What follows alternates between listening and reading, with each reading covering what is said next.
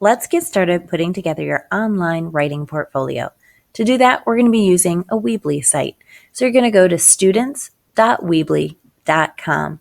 And I've already set up an account for you using the same login information that you use for your Ionia account. So you'll just simply need to plug in your username and your password for your Ionia account and the login button to get started. When you first log in, you'll see that it takes you to your dashboard site. You should see that there's a My Site, but that you have to edit, and that's where we're actually going to be adding your written piece and the image that you found. You can click on Edit Site to enter this. This will bring you to the edit mode of your Weebly page. Now the website's very simple, incredibly basic to start out with, but you're going to be able to change the theme, change color, add images, and ultimately end up adding pages. Now, to get you started, it's going to ask you for a subdomain of Weebly. And this is going to be the web address where people will find you online. We're going to worry about that just a little bit later. So you don't need to do anything with it now. You just hit the X button for now. You'll get a little bit of a tutorial and you'll see the different elements that you can add to your web page. For right now, though, since I'm going to show you in this tutorial how to do it, you can hit Got It and just move on to the editing portion. Now, this is a really simple web page to start out. This is your site title up here. You've got your linked pages, and so far that's just this main home page. Ultimately, we will be adding more pages as you do more writing assignments. So your narrative essay, your blog, your research piece is all going to end up added here, and there'll be links for each of them along the top. But you don't have anything to add right now. So right now you just have your home. This is where you're going to add your image that will be used to connect to your analogy, that image that you found, and I'll show you how to change that. The first thing that we're going to do, however, is add in your writing piece, your description of what your writing is like, that comparison to an analogy that you created.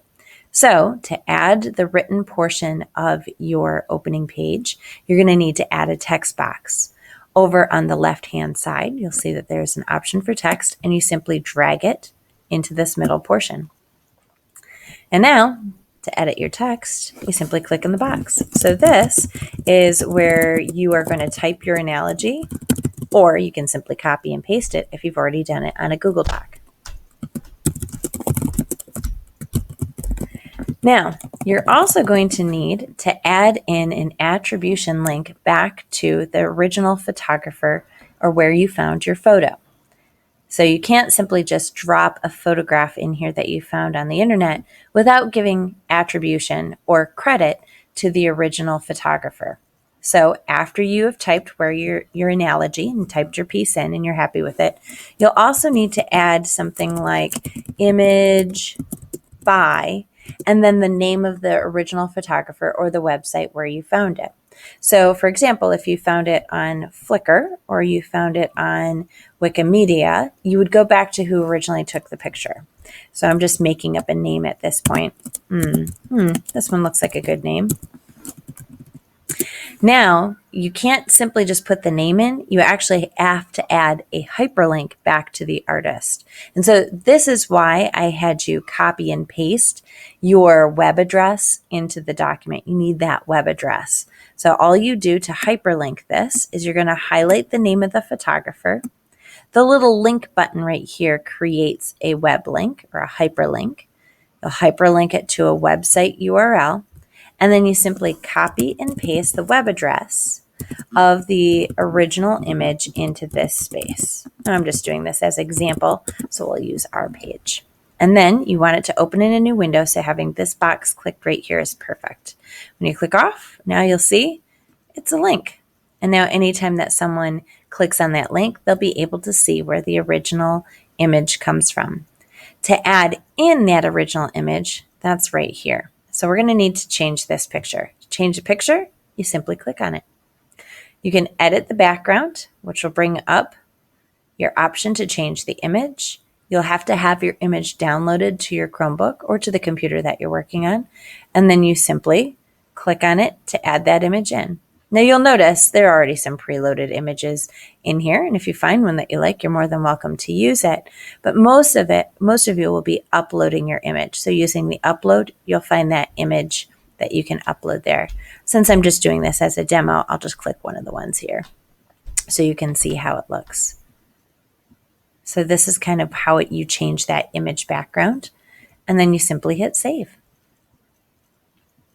Now you can add a tagline if you'd like to, like my writing is like a cup of coffee, or you can get a little more creative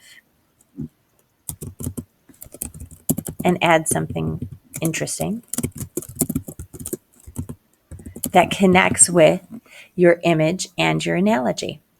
You don't necessarily need to, though. So you'll notice if you leave this blank, you'll just have your image up top. When you're ready, all you got to do is hit publish. It'll ask you for that subdomain. And now what you're going to do is you're going to select what web address you would like people to find you online. Now, an easy way to do this, and what I'm going to request that you do, is simply type in your first name and your initial of your last name. If it's taken, you might need to use sort of a variation, but once you stumble upon a web address that's not taken, you'll notice that little arrow will turn green. You simply hit continue, and you've just published your website. There's the website right there, and you'll be able to see what it looks like live out on the web. Over the course of the next few weeks, we'll be adding more information to your website, more writing examples, and you'll even be able to change the theme, the color, the font, and all sorts of different options. But for now, you've got a good start and the knowledge to start to build your own website.